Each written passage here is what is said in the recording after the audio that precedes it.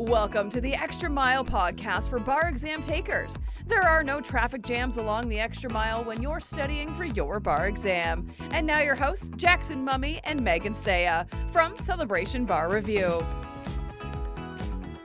Well, we are here on Facebook Live, and we're coming to you today. Hopefully you all can hear and see us. We're coming to you because we have just gotten in the last few minutes some extraordinary news out of Florida related to the upcoming exams. And what we want to do, we're going to take the Florida press release and break it down, tell you what we know at this moment. This is literally just breaking news as we're talking, so I'm sure there'll be more to come. But let's go ahead and go through the new circumstances. And Megan, why don't you start us off and take us through? Great. So the Florida Bar Examiners today, July 1st, announced that they will not be holding the July 28th and 29th bar exam in person in Tampa and Orlando. Instead, they're going to be holding a one-day online exam on August 18th, 2020. So it's a little bit of a bump back, not much of one, but it will be an entirely online exam, and it will be one day only. So this is not an option to sit for the exam or take it online. If you want to take it in 2020 in Florida, it's going to be an online exam. Yeah, so this is a Tuesday. There's no other exam in the country being given on that date that we're aware of. This is a completely one-off, welcome to Florida, we're going to go our way kind of approach. And we're going to break down what we've been told is going to happen on that day. But just again, to reiterate, there is no July bar exam in Tampa and Orlando. So if you had made travel reservations, hotel reservations, plane reservations, cancel them. This will be online in August, or as Megan said, you'll defer into 2021. All right, so what's going to be on this exam? Okay, so there will be 3 essay questions, and there will be 100 multiple choice questions. So what the examiner said is for these, they could cover any subject that is tested on Part A or Part B of the general bar exam in Florida. And they said specifically, any subject could be tested by essay, multiple choice, or both. So Jackson, if you want to talk about what that means for those multiple choice questions versus, is this like an MBE or is this like a Florida multiple choice? Yeah. So as you and I were talking about this, but it took a minute to kind of tick, and then we went, wait a minute. I think it's going to be more like Florida multiple choice with some MBE style or subject matter questions in it. But remember, Florida has always given their 100 Florida multiple choice questions on the afternoon of Tuesday. That's their traditional way. Now, most of the time that was limited to just 5 topics: civil and criminal procedure, Florida evidence, Florida business entities, and Florida wills, and then Florida evidence. That was the 5th. Well, as I read this, all of those subjects are still fair game. Florida civil and criminal procedure is mandated by the Supreme Court in Florida, so I know there are going to have to be some questions there.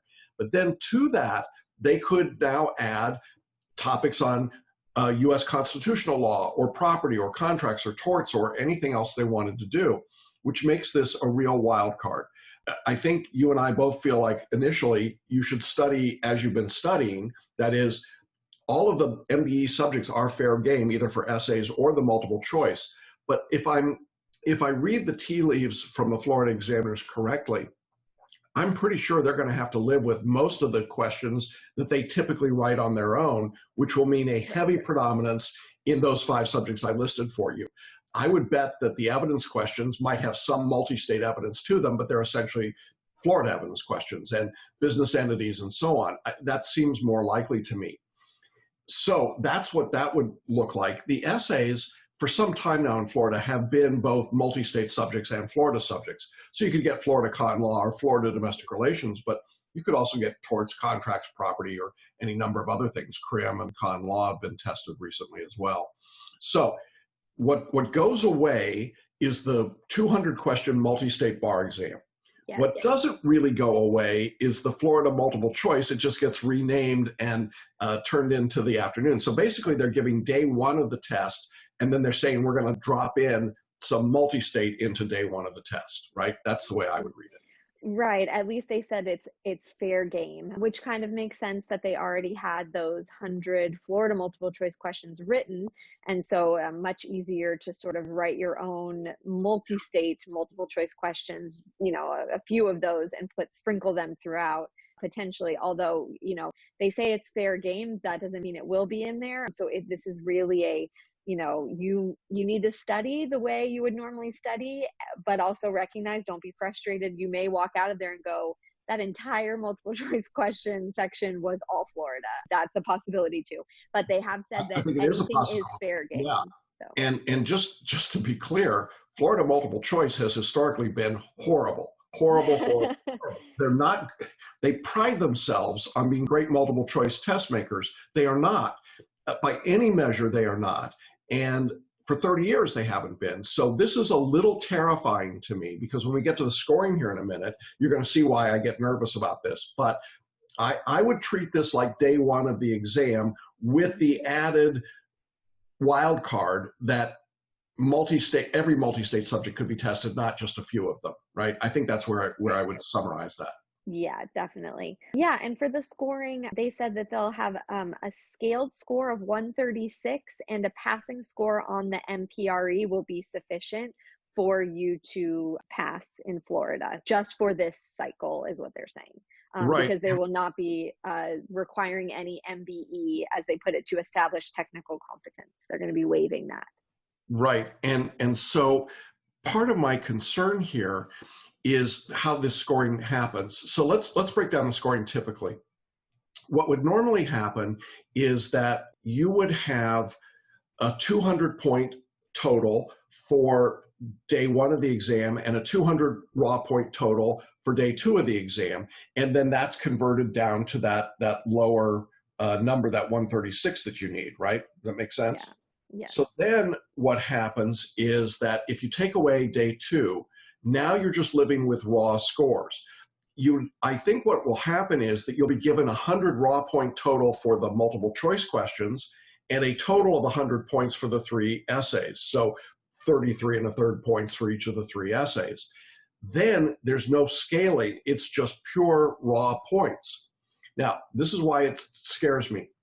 When you don't get scaling on the multiple choice, when it's just straight up the numbers, that means you got to get to 136 points between the essays and the multiple choice, which means that you're talking about getting 60 or so correct out of those 100 multiple choice questions normally.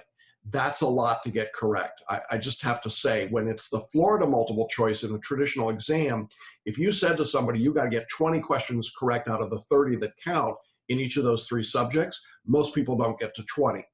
So given that, okay, I mean, and that is a scary piece of information. Given that, your essay writing better be spectacularly good, okay?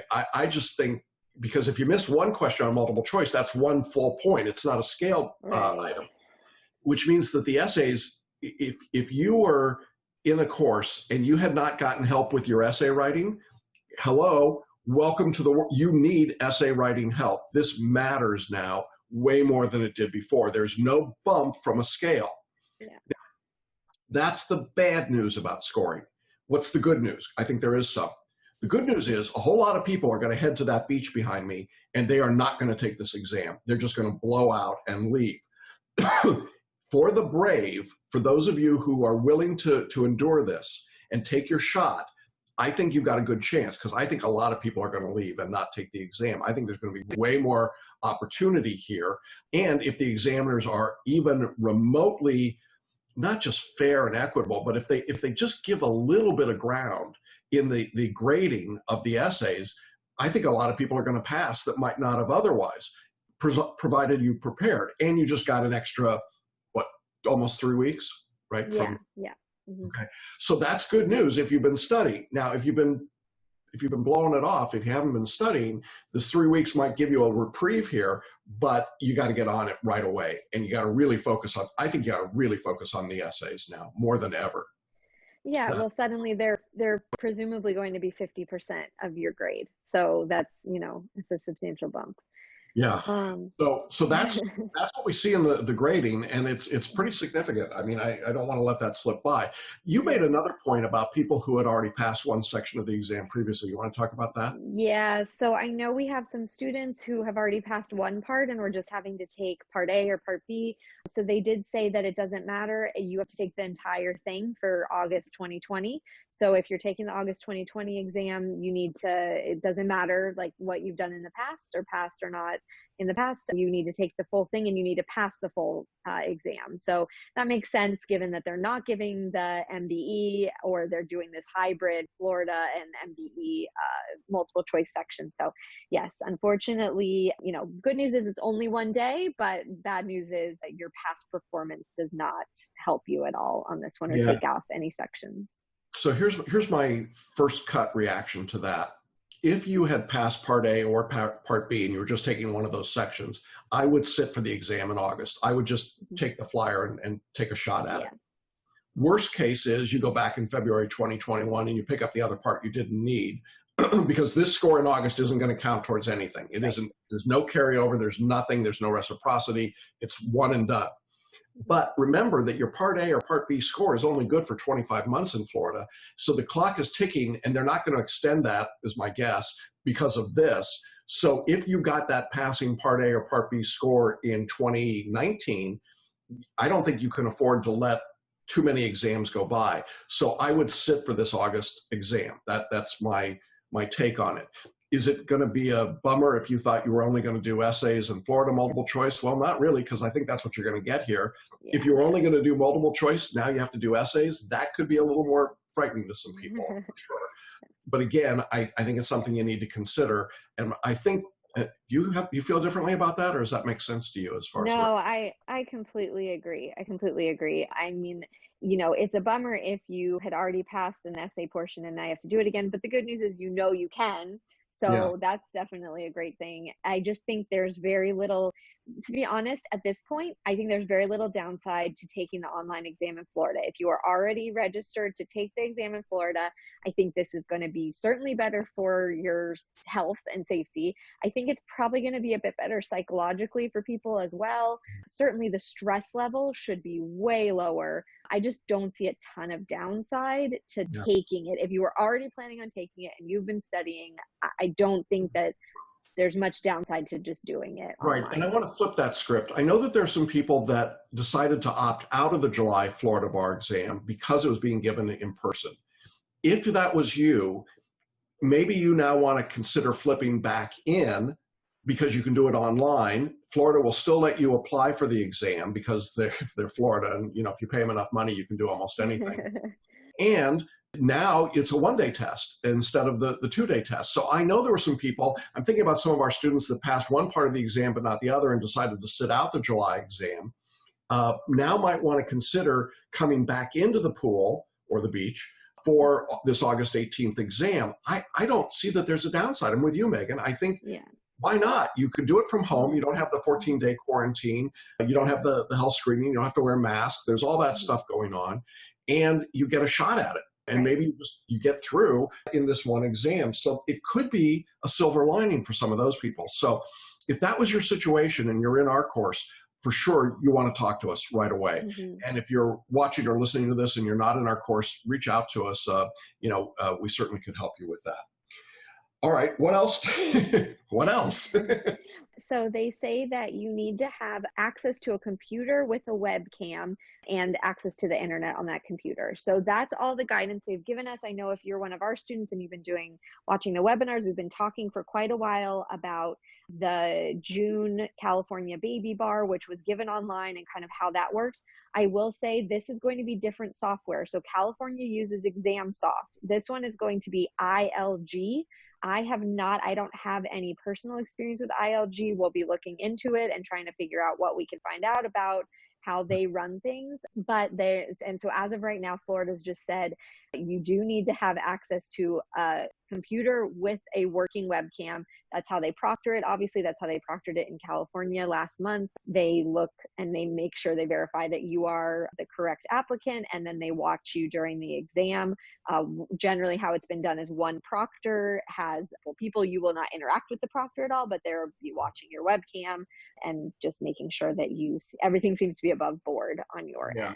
And if you had opted to handwrite your exams in July, that option doesn't exist anymore. You must switch to the laptop, and I'm pretty sure that means you have to pay an additional fee to do that. You have to pay the laptop fee, and you have to use a laptop. There is no handwriting option that I see. Yeah, well, and that's what's odd is it says you have to pay the laptop fee and you have to have the laptop, but I think what's unclear, so because they do talk about their extending the application for any kind of testing accommodation petitions under the ADA.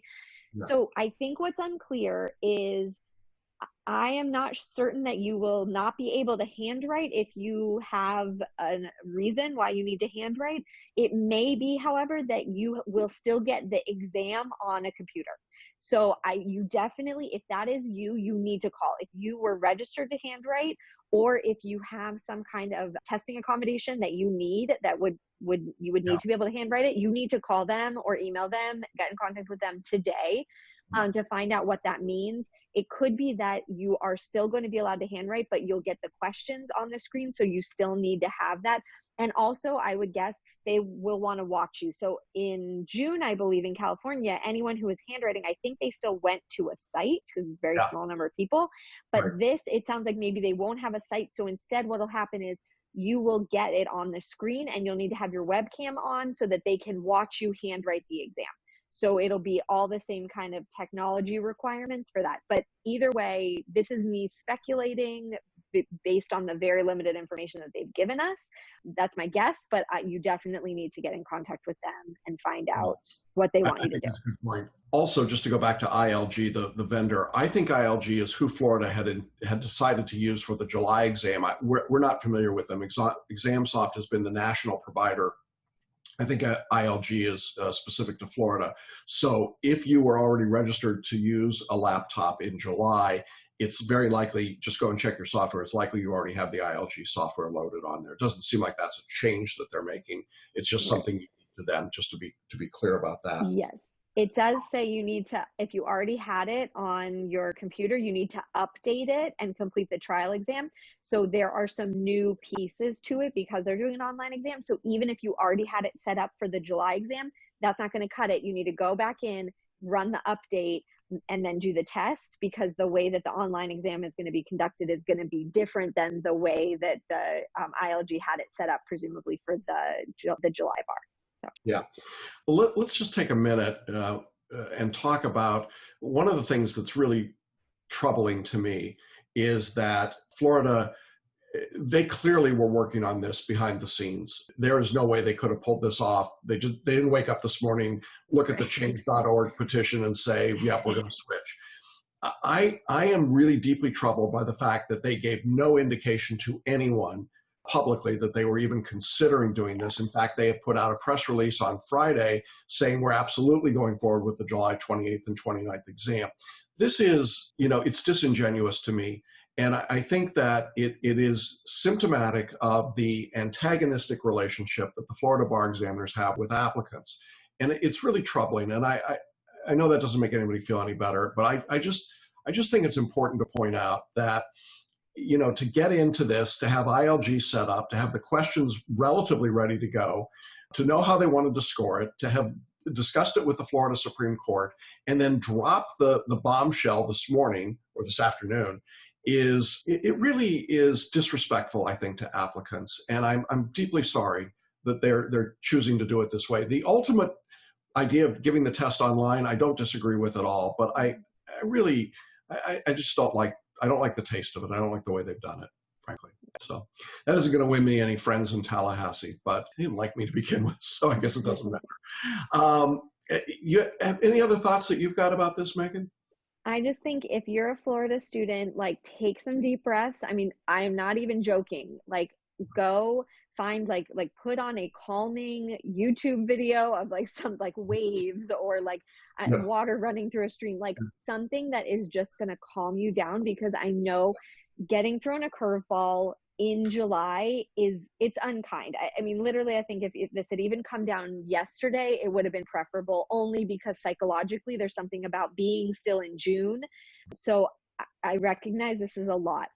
Take a deep breath though, do whatever you need to do, meditate, pray, like deep breathing exercises to get yourself in a good mind space, because I do think on the whole, this is probably a positive thing for you.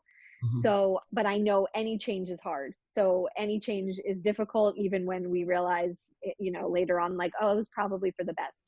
Remember, you're not going to have to deal with the stress of traveling. You don't have to get to Tampa or Orlando. Even if you're a Florida resident, you don't have to deal with where am I going to park? How am I, what's the traffic going to be like? You don't have to deal with, that guy in the table next to you who's like is a big mouth breather or something. You know what I mean? Like, you just don't have any of the unknowns. You don't have to deal with, I got to go to the bathroom in the middle of the exam and I was seated at the front of the room and now I got to run. Like, there are some benefits to this. We've heard from students who took the online baby bar last month and they really enjoyed the process. It was just much calmer process for them, being able to just do things, take care of it, and be in your own home. So, definitely we'll talk about this more on Friday's webinar. We're here for you guys. If it's okay. The Facebook group is there, group coaching. I'm sure, we have a lot of students who are all in the same boat. Talk to one another, talk to us, but it'll be okay. Yeah, it will. And there's nothing that they're doing that we aren't prepared to get you ready for. There's absolutely nothing. Now, if you're watching or listening to this later and you're not in our course, I don't know what to tell you. Maybe your course is ready to help you. Maybe they're not. If not, we're glad to help. There's time to do that. If you haven't started studying for this exam, you now got 3 extra weeks, right? So that's good news. And I think you can take advantage of that, but you should be studying. You should absolutely be studying. If you had decided to opt into 2021, maybe you want to opt back in to the August 18th date. If you absolutely don't want to do this August exam, you can flip into February 2021. The examiners are going to let you do that. If you're in our course, you can do that. There's no penalty at all. I would say for those of you traveling, get to your hotel, get a hold of them today, and try and get out of those hotel reservations. I have no idea what they're going to do both in Orlando and in Tampa. I don't know how tough that's going to be. And certainly get your plane reservations canceled, get your rental car canceled, do all of those things sooner rather than later. So after you've done what Megan suggested and you've taken your deep breaths, find the number for the hotel and get that canceled immediately, okay? Well, so you and I said last week that as quiet as it was last week, all hell was going to break loose this week. And believe me, today we've had some weird things happening. Florida's the biggest, but we had big news in a couple of other states. Massachusetts flipped into the October 5th and 6th exam. Yes. Online also. Dropped their September 30th date. Oregon has made some changes. Some other states are considering changes. I mean, the day is still young. I suspect we're going to see more across the country. We'll let you know in the big states through Facebook Live and our podcasts as well. And then Friday in our webinar, we'll talk about it. But we wanted to give everybody an immediate update. So thanks, Megan. Good catch. Glad you're here to help explain all that to us. And for all of you that are taking the Florida exam, I want you, if you're watching, look at the nice calm background behind me. Soak it in, enjoy it, and we'll figure it out together. So with that, we're going to go ahead and sign off of this Facebook Live, and we'll be back in touch with all of you later. All right. Take care, everybody. Bye. Thanks for listening and watching the Extra Mile podcast for bar exam takers at celebrationbarreview.com.